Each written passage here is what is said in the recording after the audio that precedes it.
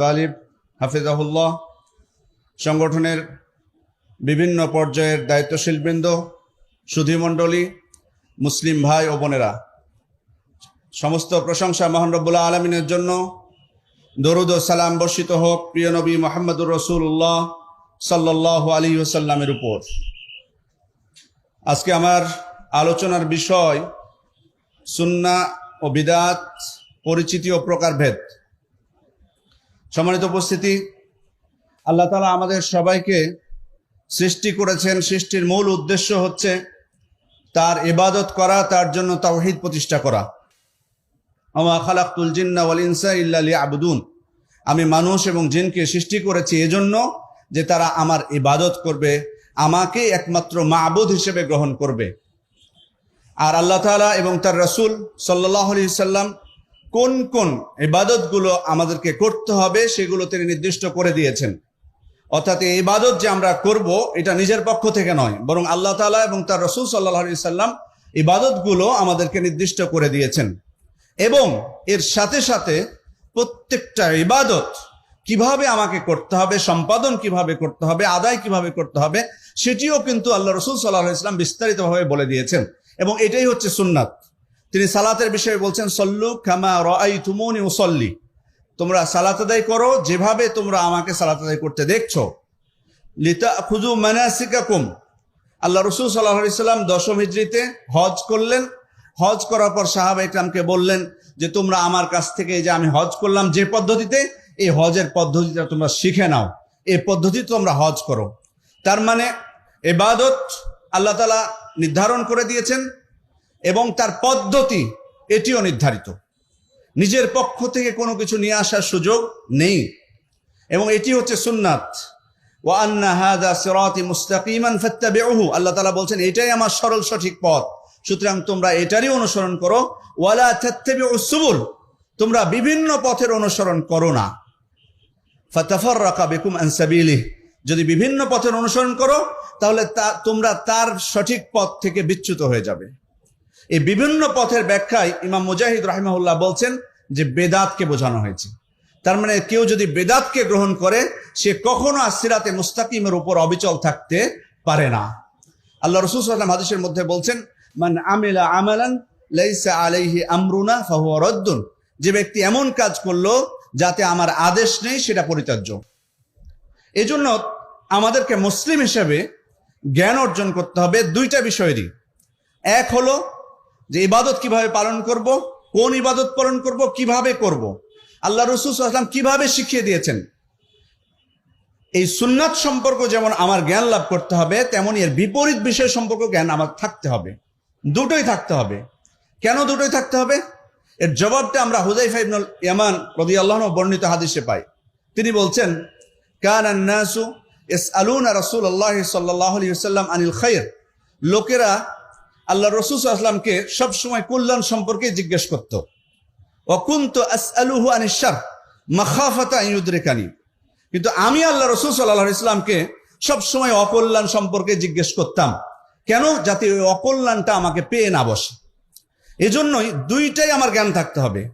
কল্যাণের জ্ঞানও যেমন আমার থাকতে হবে, অকল্যাণ সম্পর্ক জানতে হবে, যাতে অকল্যাণের মধ্যে আমি পড়ে না যাই বা সেটাকে আমি আমার জীবনে গ্রহণ না করি। সম্মানিত উপস্থিতি, সুন্নাহর পরিচিতি। সুন্নাহ স্বাভাবিকভাবে শাব্দিক অর্থ হলো পথ, পদ্ধতি, আচার, প্রথা। পারিভাষিক শারঈ দৃষ্টিকোণ থেকে বা পারিভাষিক দৃষ্টিকোণ থেকে এর কয়েকটা দৃষ্টিকোণ আছে, যেগুলো সবগুলোই কিন্তু আপনারা জানেন।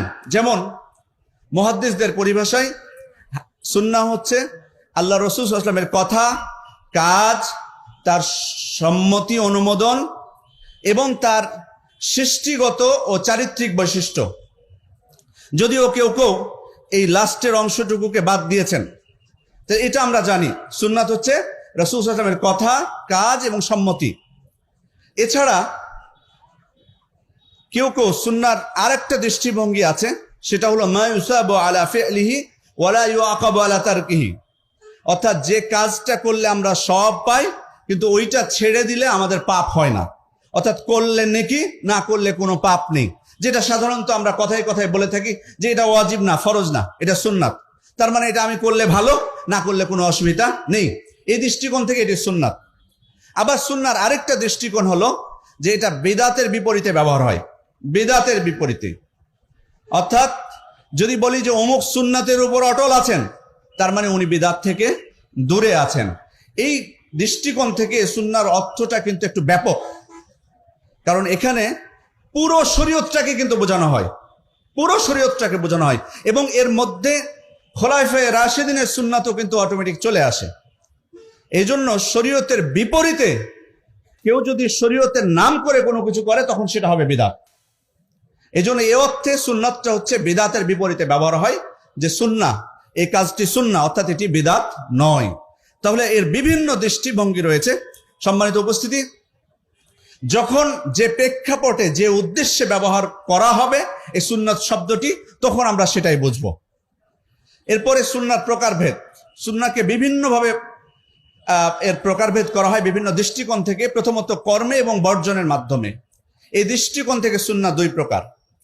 কর্মের মাধ্যমে, অর্থাৎ আমি করব কাজটা, যেটা আমাকে করতে হবে। আরেকটা হলো বর্জনে, অর্থাৎ এটা আমার নিষেধ। এই জন্য আল্লাহ তাআলা বলছেন, ওমা আতাকুমুর রাসূলু ফাখুযুহু ওমা নাহাকুম আনহু ফান্তাহু। রাসূল সাল্লাল্লাহু আলাইহি ওয়াসাল্লাম তোমাকে যা দিয়েছেন তা তোমরা গ্রহণ করো, তোমাদেরকে যা দিয়েছেন তা তোমরা গ্রহণ করো, আর যা থেকে তোমাদেরকে নিষেধ করেছেন সেটা থেকে তোমরা বিরত থাকো। তাহলে এখানে তিনি যে আদেশগুলো করেছেন সে আদেশগুলো পালন করার মাধ্যমে কর্মে সুন্নাত আমি পালন করব, আর যে নিষেধগুলো উনি করেছেন সেই নিষেধগুলো থেকে বিরত থাকার মাধ্যমে বর্জনের সুন্নাত আমি পালন করব। এরপরে সুন্নাহকে আরো অন্য অনেক দৃষ্টিকোণ থেকে ভাগ করা হয়। যেমন আমরা স্বাভাবিকভাবে বলে থাকি সুন্নাহ মুআক্কাদা, সুন্নাহ গায়র মুআক্কাদা, এটাও বলে থাকি। সুন্নাহ মুআক্কাদা হলো, ফকিহগণ বলছেন যে যে কাজটি আল্লাহ রাসূল সাল্লাল্লাহু আলাইহি ওয়াসাল্লাম করেছেন এবং নিয়মিত, কোনো সময় উনি বাদ দেননি, আর যে কাজটি করেছেন কিন্তু অনেক সময় বাদ দিয়েছেন, দুইটা। তাহলে যে কাজটি তিনি করেছেন নিয়মিত, কখনোই বাদ দেননি, সেটি হচ্ছে সুন্নাহ মুআক্কাদা। আর যেটি মাঝে মধ্যে হয়তো করেছেন বা মাঝে মধ্যে বাদ দিয়েছেন, সেটি হচ্ছে সুন্নাহ গায়র মুআক্কাদা। যদিও এই পরিভাষাটা নিয়ে ফকিহদের মধ্যে কিছু মতভেদ আছে, কারণ কারো কারো মতে এই সুন্নাহ মুআক্কাদা কেউ যদি পরিত্যাগ করে তাহলে সে পাপী হবে। যেমন হানাফি মাযহাবে সুন্নাহ মুআক্কাদা যদি কেউ পরিত্যাগ করে তাহলে পাপী হবে।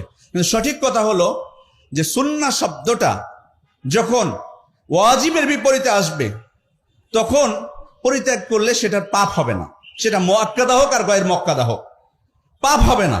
তবে অবশ্যই পাপ হবে না বলে যে আমরা গুরুত্ব দিব না, এটা যেন না হয় কখনো। সুন্নাহ মুআক্কাদা অর্থ হলো যেটার প্রতি তাকিদ বেশি দেওয়া হয়েছে, আল্লাহ রাসূল সাল্লাল্লাহু আলাইহি ওয়াসাল্লাম কখনো ছাড়েননি। এটা পরিত্যাগ করলে পাপ হবে না, এটা ঠিক, কিন্তু এটাকে যেন আমরা অবহেলা না করি। কারণ একটা জিনিস মনে রাখতে হবে, পাপ হয়তো হবে না, কিন্তু ক্ষতি অন্য দিক থেকে হওয়ার সম্ভাবনা থাকতে পারে, সরাসরি পাপ না হোক।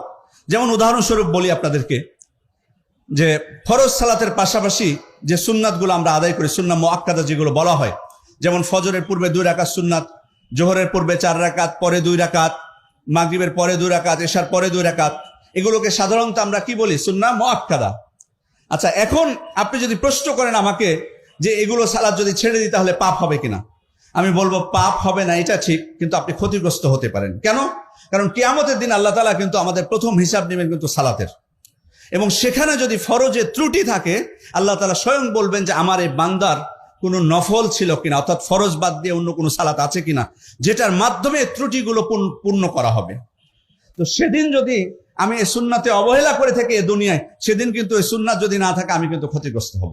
এজন্য পাপ হবে কি হবে না এই প্রশ্ন না করে বরং আমাদের উচিত গুরুত্ব দেওয়া প্রত্যেকটা সুন্নাতকে। সম্মানিত উপস্থিতি, এবার আমি আসি বেদাতের দিকে, কারণ এটা বেশি গুরুত্বপূর্ণ।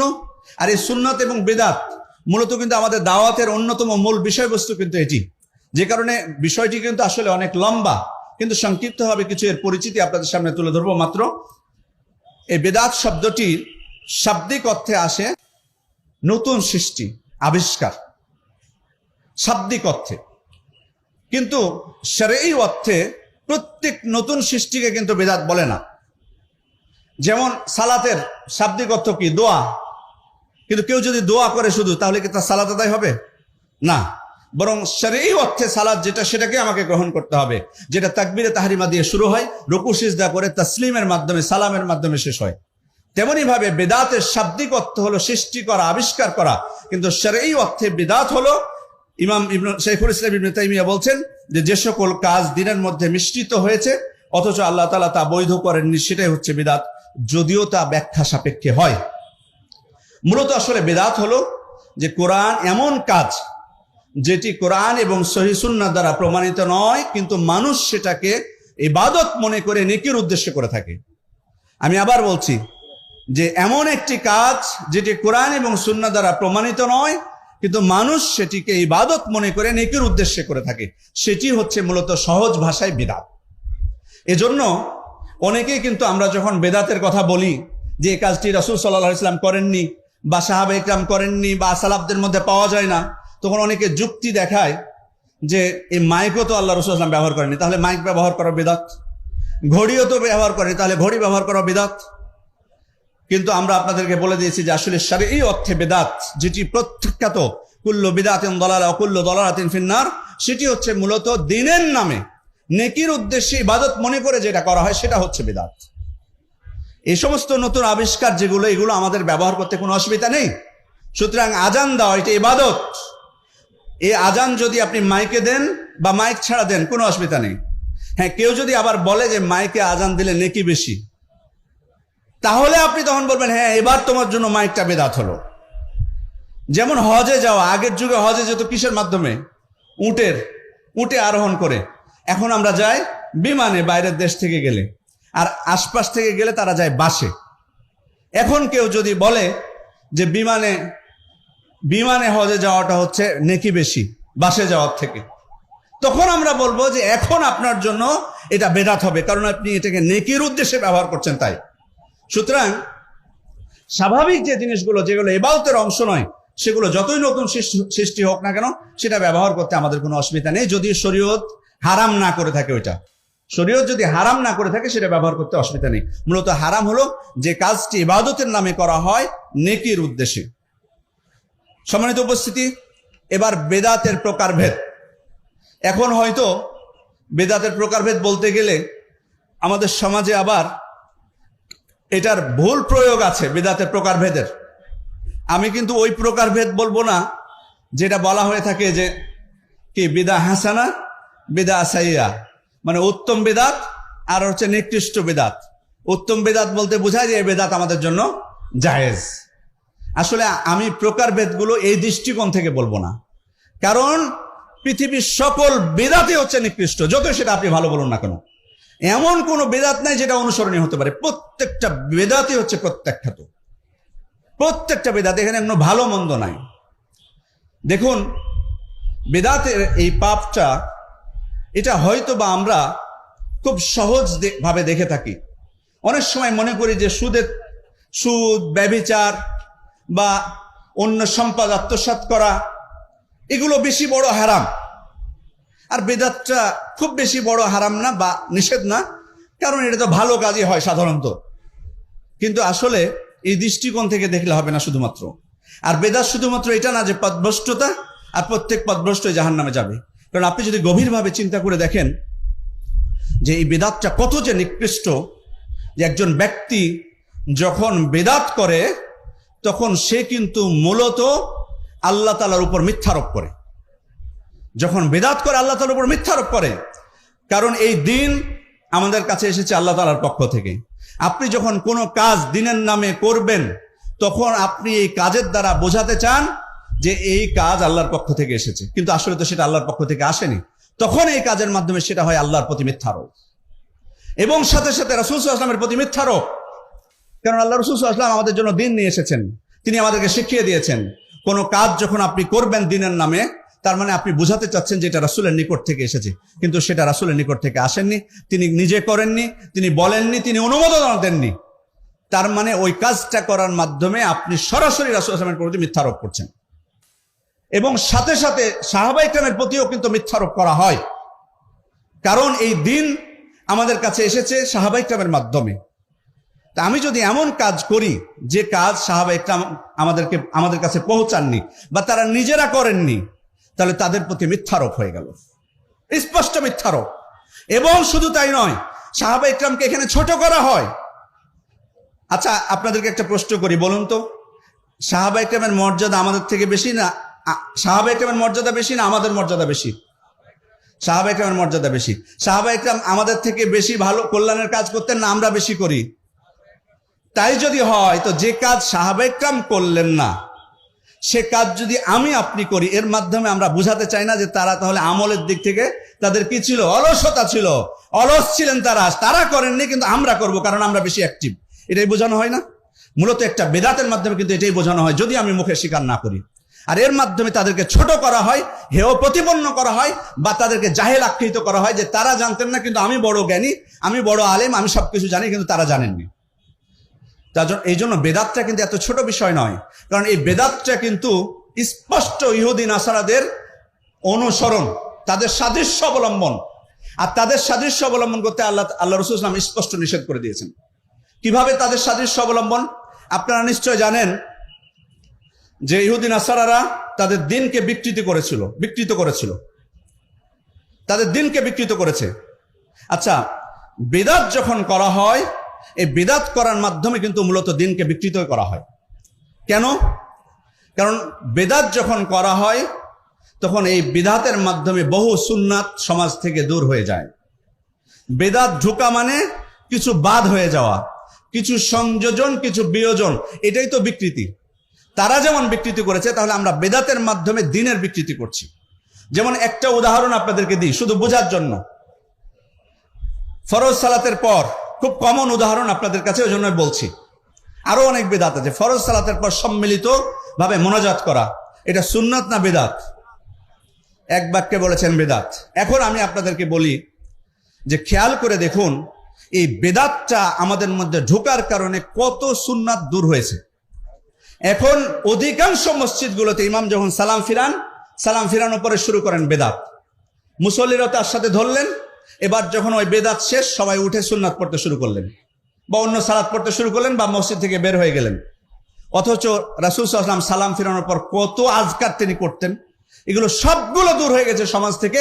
মুসল্লিরা, অধিকাংশ মুসল্লি এগুলো জানে না। তার কারণ হচ্ছে একটা বেদাত প্রবেশ করার কারণে এই বহু সুন্নাতগুলো দূর হয়ে গেছে, আমরা শিখতে পারিনি। কত সুন্নাত আল্লাহ রাসূল সাল্লাল্লাহু আলাইহি ওয়াসাল্লাম আমাদেরকে শিখিয়ে দিয়েছেন। তাহলে এই যে দেখুন বিকৃতিটা কিভাবে হয় দিনের, কিছু প্রবেশ করবে আর কিছু বিয়োজন হবে, এটার নামই কিন্তু আসলে বিকৃতি। সম্মানিত উপস্থিতি, সময় খুবই কম। এই বেদাতকে বিভিন্নভাবে ভাগ করা যায়, এটা আমি বোঝার জন্য বলছি। যেমন বিদআহ ইতিকাদিয়া হচ্ছে, অর্থাৎ আকীদাগত বেদাত, মানে আকীদার ক্ষেত্রে বেদাত, মানে এমন আকীদা আমি পোষণ করছি যে আকীদা কোরআন এবং সুন্নাহ দ্বারা সাব্যস্ত নয়, এটা হচ্ছে আকীদাগত বেদাত। যে বেদাতগুলো সাধারণত বিভিন্ন ভ্রান্ত ফিরকা যারা আছে, শিয়া, রাফেদা, তারা পোষণ করে থাকে, এই বেদাতগুলো তারা করে থাকে আকীদাগত দিক থেকে। এমন আকীদা পোষণ করা, এমন বিশ্বাস পোষণ করা যেটি কোরআন এবং সুন্নাহ দ্বারা প্রমাণিত নয়। আরেকটা হচ্ছে কর্মে বিদাত, কর্মগত। এই বিষয়টা একটু ভালোভাবে বোঝা দরকার, আমি এজন্য আপনাদের মনোযোগ আকর্ষণ করছি। কারণ আপনারা যখন সুন্নাহর পক্ষে দাওয়াত দিবেন, বেদাতের বিপক্ষে বলবেন এবং বলবেন যে বেদাত হচ্ছে সেটা যেটা কোরআন হাদিসে নেই, দিনের অংশ হিসেবে মানা হয়, আপনাকেও কিন্তু উল্টো তারা বিভিন্ন কোরআন এবং হাদিসের দলিল নিয়ে এসে তারা তাদের বেদাত সাব্যস্ত করার চেষ্টা করবে। তখন কিভাবে আপনি উত্তর দিবেন? হয়তো হয়ে যাবেন। কারণ প্রত্যেক বেদাতই কিন্তু তাদের বেদাতের পক্ষে কোরআন হাদিস থেকেই দলিল দেয়। তাহলে আমাদেরকে বুঝতে হবে যে প্রত্যেকটা আমলের ক্ষেত্রে 6টা বিষয় অনুসরণ করতে হয়। 6টা বিষয়, অবশ্যই আমলটা কোরআন সুন্নাহ দ্বারা প্রমাণিত হতে হবে, কিন্তু 6টা বিষয় এর সাথে যোগ করবেন। একটা হলো কারণ, সাবাব, কি উদ্দেশ্যে আমি ইবাদতটা করছি। আচ্ছা, আপনাদেরকে প্রশ্ন করি, রাত্রে তাহাজ্জুদের সালাত আদায় করা, এটা সুন্নাত না বেদাত? বলেন, সুন্নাত না বেদাত? সুন্নাত, কোনো সন্দেহ নাই। কিন্তু কেউ যদি 27শে রজবের রাত্রে শুধুমাত্র বলে যে আমি আজকের রাত্রে, যেহেতু আল্লাহ রাসূল সাল্লাল্লাহু আলাইহি ওয়াসাল্লাম এই রাত্রে মেরাজে গেছিলেন, যদিও এই কথাটাও সত্য না, তবুও কেউ যদি বলে যে এই রাতে যেহেতু আল্লাহ রাসূল সাল্লাল্লাহু আলাইহি ওয়াসাল্লাম মেরাজে গেছিলেন, সেহেতু এই রাতটা হচ্ছে বরকতময়, এই রাত্রেই শুধুমাত্র আমি তাহাজ্জুদের সালাত আদায় করব, বলুন এই তাহাজ্জুদের সালাত তার জন্য সুন্নাত হবে না বেদাত হবে? তাহলে এই তাহাজ্জুদের সালাতকে আপনারা কিছুক্ষণ আগে সুন্নাত বললেন, এখন বলছেন ওই তাহাজ্জুদের সালাতকে বললেন বেদাত। কারণটা কি? কারণ উদ্দেশ্য মিল নেই। যে উদ্দেশ্যে সে করেছে সে উদ্দেশ্যটা শরীয়তে বর্ণিত হয়নি। দ্বিতীয় হচ্ছে প্রকার, যে প্রকারের ইবাদত আমাকে করতে বলা হয়েছে সে প্রকারের ইবাদত করতে হবে। কুরবানি দিতে বলা হয়েছে কয় প্রকারের? উট, গরু, ছাগল। গরুর সাথে মহিষকে যুক্ত করার কথা অনেকে বলেছেন। ছাগলের আবার বিভিন্ন প্রকার আছে, ভেড়া, দুম্বা, মেষ বা এই জাতীয়। কিন্তু মূল হচ্ছে 3 প্রকার: গরু, উট, ছাগল। এখন কেউ যদি বলে যে আমি তো দরিদ্র মানুষ, আমি তো গরুও পাচ্ছি না, উটও পাচ্ছি না, ছাগলও পাচ্ছি না, তো আমি একটা দেশি মুরগি কিনবো, এটা আমার সামর্থ্য আছে, আমি এটা আল্লাহর উদ্দেশ্যে জিলহজ মাসের 10 তারিখে ঈদের সালাত আদায় করার পর আল্লাহর উদ্দেশ্যে জবাই কুরবানি করব। এটা হবে? বলুন, হবে না। কারণ শরীয়ত যে প্রকারগুলো নির্দিষ্ট করে দিয়েছে সে প্রকারের মধ্যে আমাকে সীমাবদ্ধ থাকতে হবে। এরপর হচ্ছে পরিমাণ, যে পরিমাণ নির্দিষ্ট করে দেওয়া হয়েছে সেই পরিমাণের মধ্যে আমাকে সীমাবদ্ধ থাকতে হবে। যেমন মাগরিবের সালাত 3 রাকাত, এটাকে 4 রাকাত করার অধিকার আমাদের কেউ নেই। কাইফিয়া, পদ্ধতি, যে পদ্ধতিতে আমাকে শিখিয়ে দেওয়া হয়েছে সেই পদ্ধতিতে আমাকে করতে হবে। 3 রাকাত বেতর, আল্লাহ রাসূল সাল্লাল্লাহু আলাইহি ওয়াসাল্লাম যে পদ্ধতিতে পড়েছেন তিনি 3 রাকাত এক সালামে পড়েছেন, মাঝখানে বসেননি। লা ইয়াফসিলু বাইনাহুন্না আও লা ইয়াকুদু বাইনাহুন্না। কিন্তু যদি আপনি মাঝখানে বসতে যান, দ্বিতীয় রাকাতে যে বৈঠক করেন, তাহলে আপনি এটা বেদাত করে ফেললেন, কারণ এই পদ্ধতিতে আল্লাহ রাসূল সাল্লাল্লাহু আলাইহি ওয়াসাল্লাম করেননি। এরপরে হচ্ছে জামান, সময় ঠিক রাখতে হবে। যে সময়ে করতে বলা হয়েছে সে সময়ে করতে হবে। আর শেষ হচ্ছে স্থানটা আমাকে ঠিক রাখতে হবে। যে স্থানে আমাকে ইবাদত করতে বলা হয়েছে। ইতিকাফ কোথায় করতে হয়? ইতিকাফ মসজিদে। ওয়া আনতুম আকিফুনা ফিল মাসাজিদ। কেউ যদি এখন বলে যে আমি মসজিদে যেতে পারছি না, আমি বৃদ্ধ মানুষ, খাবারের অসুবিধা হবে, আমি বাড়িতে বসে ইতিকাফ করবো, এটা হবে? হবে না। ওই জন্য যে স্থানে নির্দিষ্ট করে দেওয়া হয়েছে আমাকে সেই স্থানেই করতে হবে। সম্মানিত উপস্থিতি, আমার আসলে বিদাতের আরো বিভিন্ন দৃষ্টিভঙ্গ ছিল প্রকারের। যেমন কিছু বিদাত আছে মুকাফফেরা, মানুষকে কাফের বানিয়ে দেয়, আর কিছু বিদাত আছে গয়র মুকাফফেরা, মানুষকে কাফের বানাবে না, তবে সে নিশ্চিত ফাসেক হবে। সময় যেহেতু শেষ হয়েছে, অন্যান্য বিষয়গুলো থেকে আলোচনা করা থেকে স্বাভাবিকভাবে সেটা পূর্ণ করতে পারলাম না। আমি সর্বোপরি সকলের শুকরিয়া আদায় করে আপনাদের প্রতি কৃতজ্ঞতা জানিয়ে আমার আলোচনা এখানে শেষ করছি। আসসালামু আলাইকুম ওয়া রাহমাতুল্লাহি ওয়া বারাকাতুহু। আলহামদুলিল্লাহ, সুন্নাতের রাস্তা ধরে নির্ভয়ে চলো হে পথিক, এ পথ সিধা চলে গেছে জান্নাতুল ফেরদাউসে।